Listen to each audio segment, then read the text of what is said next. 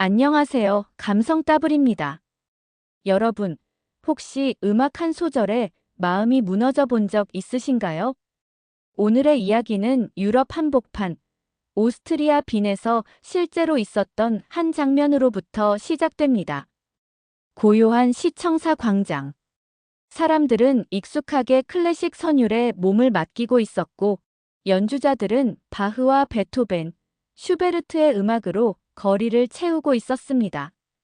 그날, 거기엔 변화나 충격 같은 단어는 어울리지 않았습니다. 모두가 안락하고 예측 가능한 클래식 속에 젖어 있었죠. 그런데 그날, 광장의 공기를 바꿔버린 단 하나의 선율이 있었습니다. 그 누구도 예상하지 못했던 아리랑의 첫 음이 울려 퍼지는 순간 광장은 숨을 멈췄고 한 외국 청년의 마음이 완전히 무너졌습니다. 오늘 감성따블이 전해드릴 이야기, 그는 왜 그렇게 쉽게 한국 음악을 무시했으며 왜 단 한 소절의 아리랑에 무너졌는지, 그리고 그날 이후 그의 인생이 어떻게 바뀌었는지 지금부터 천천히 들려드리겠습니다. 그의 이름은 안드레아스 빌러.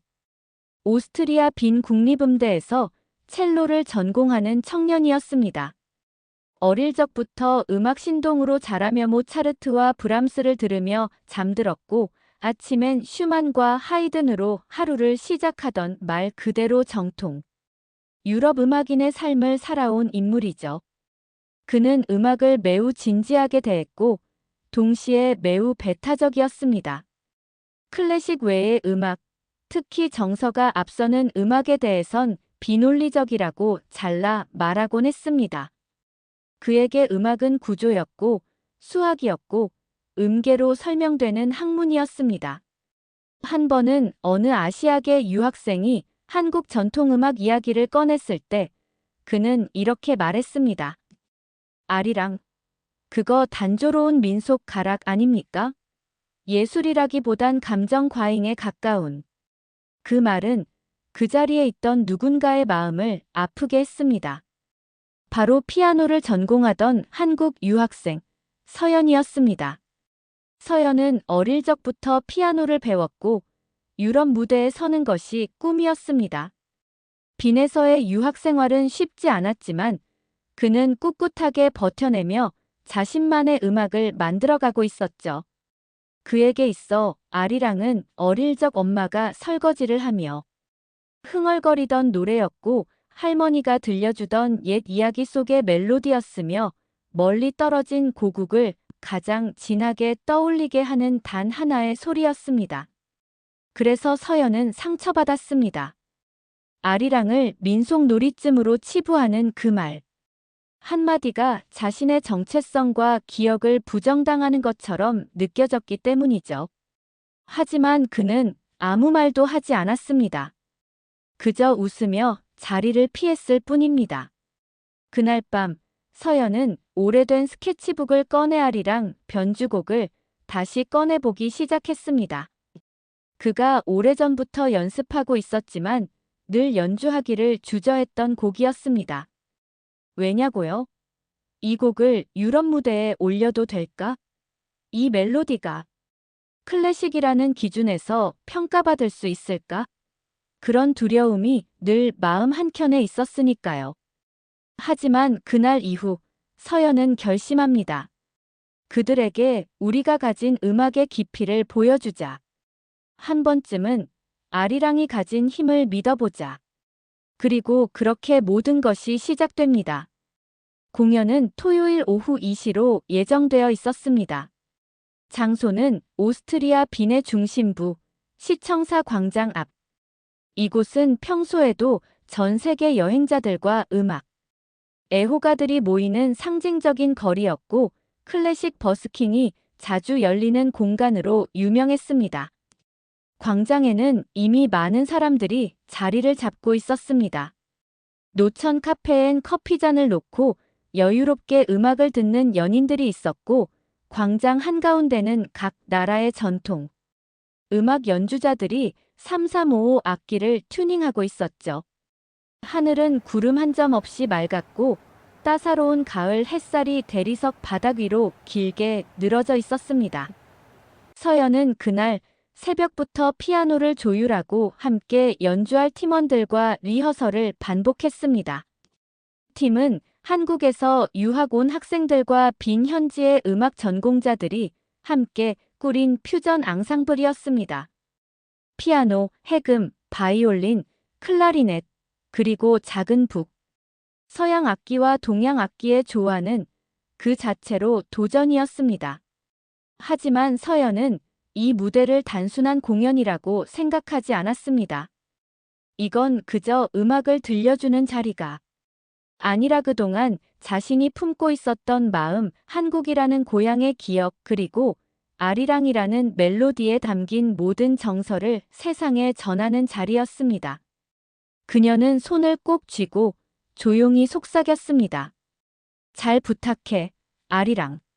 그 시각, 안드레아스는 광장의 반대편 벤치에 앉아 있었습니다.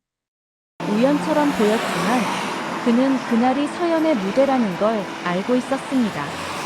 알고 있었고, 솔직히 말하면 기대도 하고 있었습니다. 그의 마음엔 복잡한 감정이 얽혀 있었습니다. 자신이 무시했던 한국의 음악, 그 음악을 연주하는 서연. 하지만 그는 여전히 마음속으로 이렇게 말하고 있었죠. 그래도 민속은 민속일 뿐이야. 감정이 깊어도 음악적 구조가 약하잖아.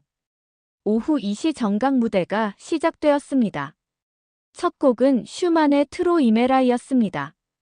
사람들의 마음을 열어주었고 그 뒤를 이어 바이올린과 해금이 각각의 고유한 음색으로 호흡을 맞췄습니다. 사람들은 놀랐습니다.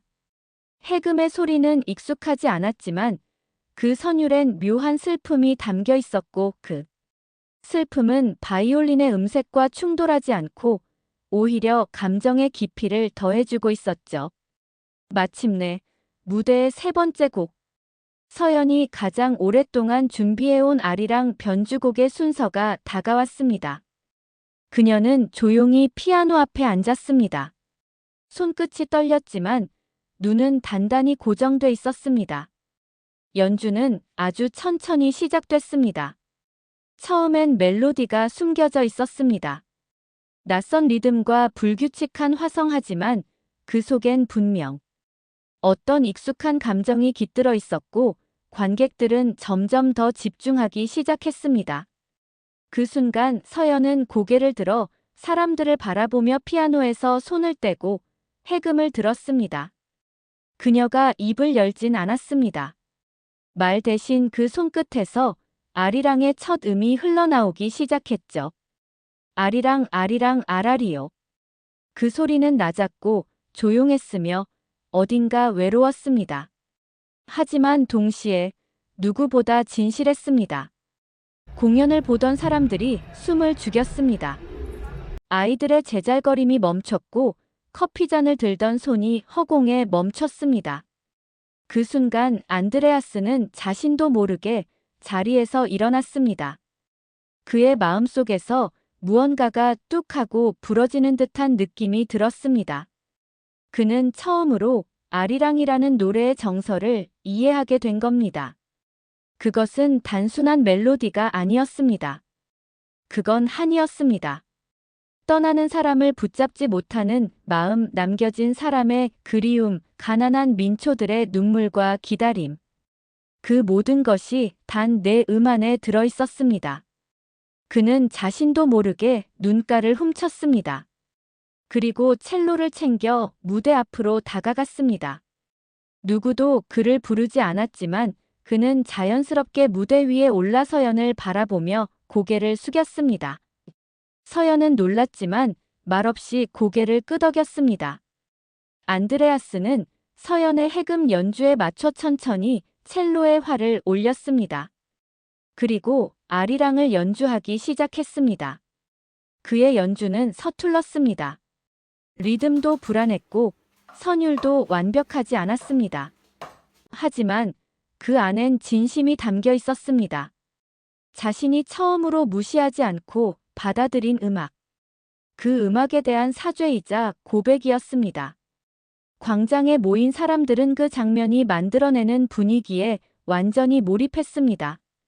누구도 박수치지 않았고 누구도 소리치지 않았습니다. 그저 음악이 끝나기 전까지 조용히 마음을 내어주고 있었습니다. 연주가 끝나고 안드레아스는 숨을 고르며 조용히 말했습니다. 저는 지금까지 음악은 기술과 정확성이라 믿었습니다. 하지만 오늘 음악은 사람의 마음이라는 걸 처음 배웠습니다. 서연은 미소 지으며 고개를 끄덕였습니다. 그날 빈 시청사 광장은 더 이상 유럽 클래식의 전통 무대가 아니었습니다. 그곳은 음악이라는 언어를 통해 서로 다른 세계가 만나 하나가 되는 공간이었습니다. 그날 이후 빈 시청사 광장에서의 아리랑 연주는 유럽 음악계 안팎에서 큰 반향을 일으키게 됩니다. 유튜브에 업로드된 한 영상 제목은 단순했습니다. 아리랑, 빈 시청 앞을 멈추게 한 6분. 영상은 특별한 편집도 자막도 없었습니다. 그저 2명의 젊은 음악가 한 사람은 해금을 다른 한 사람은 첼로를 연주하는 장면이 전부였습니다. 하지만 그 소리는 유럽인들의 감정 깊숙한 곳을 두드렸고 조회수는 일주일 만에 300만 회를 돌파합니다. 프랑스, 이탈리아, 독일, 체코의 클래식 관련 커뮤니티에서는 이 공연을 두고 열띤 토론이 벌어졌습니다. 음악이 이토록 단순한 구조 속에서 울림을 가질 수 있던 이유는 무엇인가? 아리랑은 민속인가? 혹은 시대를 관통하는 정서인가? 정형화된 악보 바깥에 존재하는 감정이 있다면 그것이야말로 진짜 음악이 아닐까? 그리고 이 중심에는 정우와 안드레아스 두 청년의 이름이 놓이게 됩니다. 언론은 주목하기 시작했습니다. 빈 지역 방송국에서 먼저 인터뷰 요청이 들어왔고 오스트리아 국영 라디오에서는 음악과 감성이라는 주간 특집 방송에서의 둘의 연주를 전파에 실었습니다. 안드레아스는 처음엔 많이 망설였습니다. 자신이 아리랑을 연주했던 그날이 여전히 낯설고 낯간지럽게 느껴졌기 때문이었습니다. 그는 누구보다 논리적이고 기술 중심의 음악 훈련을 받아온 사람이었고 한때는 아리랑은 민속 쇼라고까지 말했던 인물이었습니다. 하지만 지금 그는 스스로 그 말에 깊이 부끄러움을 느끼고 있었습니다. 그 부끄러움은 그를 바꾸는 힘이 되어 어느덧 그는 하루에 2시간씩 아리랑을 연습하는 사람이 되어 있었습니다. 정우와 안드레아스는 그날 이후 빈 현지에서 코리아 사운드 프로젝트라는 작은 앙상블을 구성합니다. 그들은 단순히 한국 음악을 유럽에 알리는 것이 아니라 정서와 배려라는 감정의 언어를 음악으로 전달하는 일을 시작하게 되었죠. 공연은 한 달에 2~3번씩 열렸습니다. 오스트리아의 작은 교회당, 미술관 로비, 고풍스러운 도서관 홀, 그리고 초등학교의 강당까지. 그들은 장소를 가리지 않았습니다. 오히려 음악이 필요한 곳에 먼저 찾아갔습니다. 그리고 매 공연의 마지막 곡은 늘 아리랑이었습니다. 그 연주는 매번 조금씩 달랐습니다. 때로는 해금과 첼로만 있었고 때로는 기타와 오카리나가 조화를 이루었으며 간혹은 어린이 합창단이 뒷부분을 이어받아 노래를 불렀습니다. 그때마다 사람들의 반응은 놀라웠습니다. 독일의 한 청중은 말했습니다. 아리랑의 멜로디는 단순한데 듣고 있으면 뭔가 오래된 기억이 떠오릅니다. 제게는 2차 대전 직후 어머니가 불러주던 자장가가 떠올랐습니다. 그건 제게 집의 기억이었어요. 이탈리아의 음악평론가는 이렇게 썼습니다. 유럽의 고전 음악은 구조와 철학 위에 세워졌다. 반면 아리랑은 슬픔과 기다림, 그리움 위에 세워져 있다. 두 음악은 전혀 다르지만 사람의 마음을 울린다는 점에선 하나의 정답을 공유한다. 서연은 이 무대를 계속 이어가고 싶었습니다. 하지만 현실은 녹록지 않았습니다. 대학의 커리큘럼은 점점 빡빡해졌고 한국에서의 가족 걱정, 유학 생활의 경제적 부담 그리고 날로 커지는 공연의 책임감은 그녀에게 점점 무거운 짐이 되어갔습니다. 어느 날 정우는 조용히 말했습니다. 그만할까? 서연은 그 말에 고개를 저었습니다. 우리 이대로 멈추면 아리랑도 멈춰요. 지금 이 감정, 지금 이 울림 이걸 들려줄 수 있는 사람이 우리뿐이라면 우린 해야 해요. 안드레아스는 조용히 고개를 끄덕였습니다. 그날 이후 세 사람은 다시 악기를 챙겨 유럽의 또 다른 도시로 향하게 됩니다.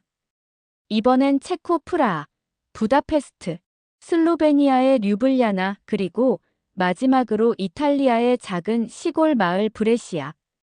이름도 낯설고 지형도 익숙하지 않은 그곳들에서 그들은 하나의 악보를 들고 연주를 이어나갔습니다.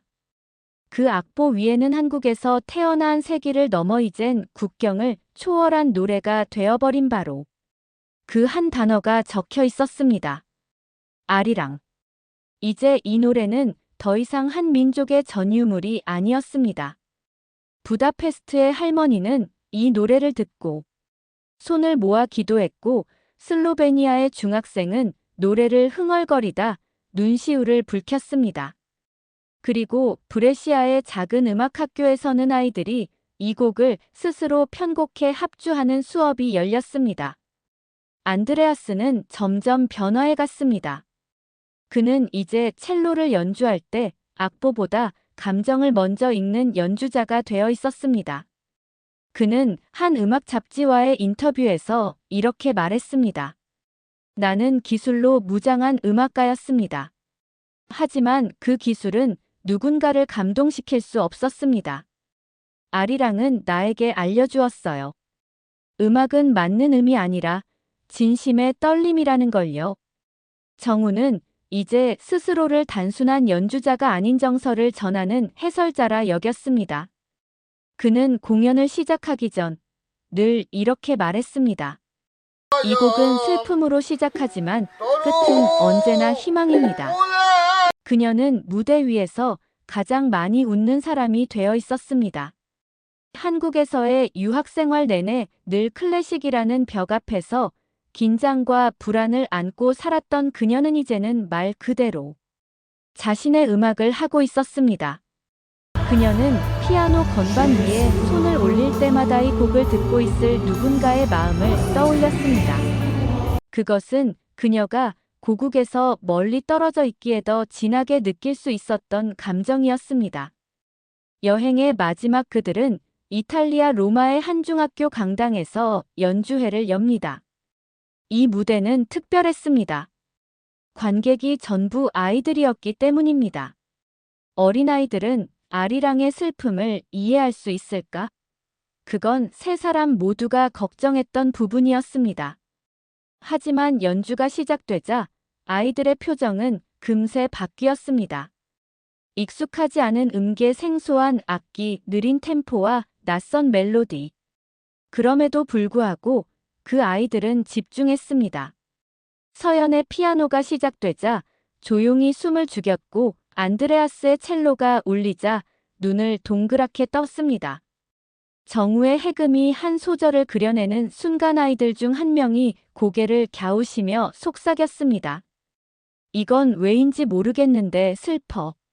그리고 옆에 있던 친구가 대답했습니다. 나는 엄마 생각났어. 그 대답은 모든 것을 설명해 줍니다. 아리랑은 말로 설명되지 않는 감정, 이해보다 느낌으로 전해지는 음악. 그렇기에 어린아이도, 노인도, 동양인도, 서양인도 모두 같은 자리에 설 수 있었습니다. 공연이 끝나고 교장은 정우에게 이렇게 말했습니다. 이 곡을 들은 우리 아이들 대부분이 오늘 일기를 쓸 때 가슴이 이상했다고 썼습니다. 음악 수업의 목표가 바로 그겁니다. 지식을 전하는 게 아니라 감정을 전하게 하는 것. 세 사람은 그 말을 들으며 그동안 자신들이 얼마나 소중한 일을 해왔는지 그리고 그것이 얼마나 필요한 일이었는지를 실감했습니다. 그날 밤 숙소로 돌아온 세 사람은 조용히 건배를 나눕니다. 샴페인도 맥주도 아닌 편의점에서 산 탄산수 한 병으로. 우리 이제 다음엔 어딜 갈까요? 글쎄요. 북유럽? 아니면 한국? 서연은 웃으며 말했습니다. 우리 한국 가서도 계속해요. 한국 사람들도 때로는 아리랑을 잊고 살거든요. 정우는 말없이 고개를 끄덕였습니다. 안드레아스는 창밖을 보며 한마디 했습니다. 나는 이제 이 노래가 그리워질 것 같아요. 그 말에 세 사람은 잠시 말이 없었습니다. 누구도 말을 하지 않았지만 그들의 마음엔 같은 울림이 맴돌고 있었습니다. 이 음악은 더 많은 곳에 전해져야 한다. 그들의 여정이 끝난 뒤 가장 큰 변화는 사람들의 기억 속에서 시작됐습니다. 정우의 해금, 서연의 피아노, 안드레아스의 첼로. 그들이 함께 빚어낸 아리랑의 선율은 단순한 음표의 조합이 아니라 한 시대, 한 민족, 한 감정의 울림이었습니다. 이제 그들의 연주는 유럽 각지에서 초대받는 무대가 되었고 국제민속음악 포럼, 클래식과 전통음악 융합, 콘서트, 다양한 다큐멘터리 프로그램에서도 이야기를 전하는 음악으로 소개되기 시작했습니다. 그리고 무엇보다 이들의 활동은 정서의 전파라는 새로운 흐름을 만들고 있었습니다. 클래식 음악만을 고집하던 이들이 이제는 마음의 울림이 담긴 전통 선율의 귀를 기울이게 되었고, 민속음악이 낡은 전통이 아니라 사람의 마음을 치유하는 음악이라는 사실을 비로소 인정하게 되었기 때문입니다. 어느 날 안드레아스는 독일로 돌아가 자신이 졸업한 음대에서 후배들에게 특강을 열게 됩니다. 그는 말했습니다. 나는 최고의 테크닉을 익히기 위해 하루에 10시간 이상을 연습했습니다. 그게 음악입니다. 마음을 건드리지 못하면 아무리 완벽한 연주도 소용없어요. 그는 강의를 마친 뒤 연단에서 조용히 첼로를 꺼냈습니다. 그리고 별다른 말 없이 아리랑을 연주했습니다. 그 순간 교실 안에 있던 학생들은 누구도 움직이지 않았고 누구도 숨소리를 내지 않았습니다. 단 하나의 소리. 정우는 귀국 후해외 전통 정서 교류 프로젝트에 참여하게 됩니다. 그는 한국의 아리랑을 세계 각국의 민속 노래와 연결해 퓨전 음악으로 만들어내고 있었습니다. 그 중에서도 가장 인상 깊었던 건 폴란드의 민속 자장가 슈비에치카와 아리랑을 결합한 연주였습니다. 두 노래는 언어도 리듬도 전혀 달랐지만 그 안에 담긴 정서, 즉 슬픔을 품은 따뜻함은 너무도 닮아 있었습니다. 그걸 듣고 있던 청중 중 한 사람은 공연 후 이렇게 말했습니다. 나는 한국에 가본 적도 없고 그 나라 사람들을 잘 알지도 못합니다. 그런데 이 노래를 듣고 있자니 돌아가신 어머니가 생각났어요. 이건 국적을 초월한 마음의 이야기입니다. 서연 역시 무대를 넘어서 정서를 전하는 음악 교육을 시작합니다. 피아노를 배우는 아이들에게 이젠 악보보단 먼저 노래가 가진 이야기를 들려줍니다. 이 곡은요, 수백 년 전 이민자들이 먼 길 떠나면서 부른 노래예요. 그들이 얼마나 그리웠을까요? 얼마나 집이, 부모가, 고향이 보고 싶었을까요? 아이들은 그 이야기를 듣고 단순히 음을 따라 치는 것이 아닌 감정을 싣기 시작했습니다. 그녀는 말합니다. 이건 단지 연주가 아니라 공감이라는 걸. 세 사람은 그 후로도 종종 유럽을 오갔고 이제는 세계 무대에서 아리랑을 소개하는 대표적인 문화 연주자가 되었습니다. 그들의 공연 포스터에는 이런 문장이 쓰여 있었습니다. 당신의 마음에도 아리랑이 있나요? 그리고 그 아래 작게 덧붙여진 문장. 이 노래는 우리의 것이 아니라 모두의 것입니다. 2027년 그 주도위원으로 정우, 안드레아스, 서연이 선정됩니다. 우리는 이제 아리랑을 지켜야 할 유산이 아니라 나눠야 할 이야기로 전하고 싶습니다. 이 곡은 언제나 슬픔에서 출발하지만 희망으로 끝납니다. 그 메시지가 지금 이 시대에 절실하지 않나요? 그리고 그 모든 여정을 돌아보며 안드레아스는 자서전의 서문에 이런 글을 남겼습니다. 나는 한때 음악은 구조라고 생각했다. 규칙과 조화, 박자와 음계의 정밀한 질서. 하지만 아리랑은 내게 말해줬다. 나는 이 곡을 듣고 울었고 그 울음으로 새로운 세상을 만났다. 여러분, 우리가 너무도 익숙해진 이 노래 아리랑. 하지만 그 안에 담긴 이야기들은 지금도 누군가의 인생을 바꾸고 있습니다. 그건 한국인의 이야기만이 아닙니다. 슬픔을 가진 사람, 희망을 찾고 싶은 사람, 그 어떤 배경의 사람에게도 이 한 소절은 울림이 됩니다. 아리랑, 아리랑, 아라리요. 이 소박한 노래가 이제는 세계인의 위로가 되어가고 있는 것이죠. 여러분, 오늘의 이야기를 통해 느끼셨나요? 기술이 세상을 움직일 수는 있지만 정서와 진심은 사람의 마음을 움직입니다. 그리고 그 진심이 녹아든 아리랑은 지금도 세계 곳곳을 울리고 있습니다. 이곳은 감성 따블입니다. 감사합니다.